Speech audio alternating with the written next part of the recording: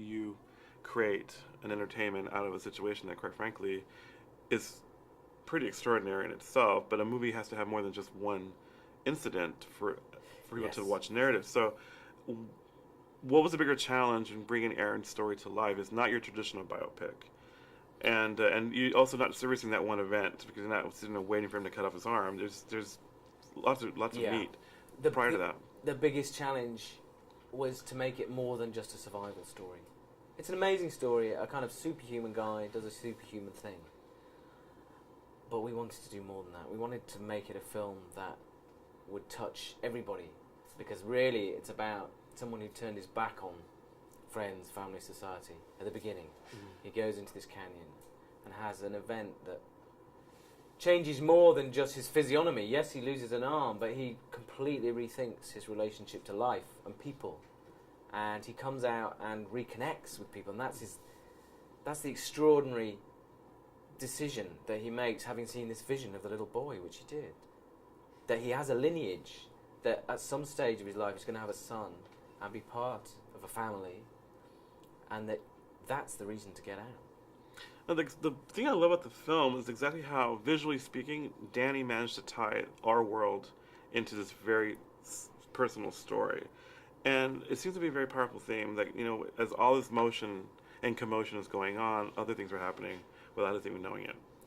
And I'm curious, how did you approach trying to tie in us into Aaron's world? Because I think there's a certain disconnect when these stories are told. It's like, well, we can't imagine what this must be like, but... I suppose that in craft terms, our way out of the canyon, because it was very much our mantra that you never left the canyon. If he doesn't leave the canyon, you don't leave the canyon. But in order to get to his past and the memories and hallucinations and sort of strange flashes he was having, is through the camera. That's the secret to how the film works, really, is that he's not down there on his own. He's talking to this other person, which is this little video camera he had. And he's talking to his friends and his family, and he's leaving messages. And he's leaving his last will and testament and apologising to a lot of people about things he'd missed, ways he'd treated people. Perhaps he could have been a bit kinder with people. And that is like a portal through which you go down into the past. And that, in terms of craft, allows the film to leave this very confined, intense world and go out into the greater world that we all understand. We've all done it. We've all not returned our mum's phone calls. I know it. I did it only the other day and I thought, no! I wrote that film where you say, return your mother's phone calls. She's not going to be there every time.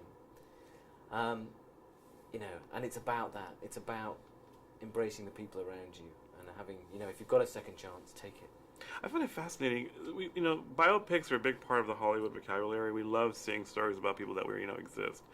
And yet, it's amazing to me how some work beautifully and how some, which shall be nameless this year, but that one with a horse, is how they completely miss an opportunity. I was an extraordinary story in a very difficult time in America's history. And I find it fascinating that both you and Danny really nailed the American iconography in this film. And that's not easy. It's interesting going from an Indian film to an American film, and we're two Brits. It's a very odd thing. I suppose we have a certain distance, a certain objectivity, because we're not part of your culture or part of the Indian culture. So you can stand back and observe and just look and absorb and admire different cultures, really. How much of Aaron, the real Aaron, can we say is present in the film? Because obviously you're going to take some dramatic license. It still has to be an entertainment that we're used to, that experience that we're used to having in the dark. But people always wonder how much truth is really being seen and how much is really being seen. Aaron and I talked a lot about that word, truth, because obviously drama demands different things from actuality, which is a messy, untidy, often very boring form. So you have to shape, compress, craft a film.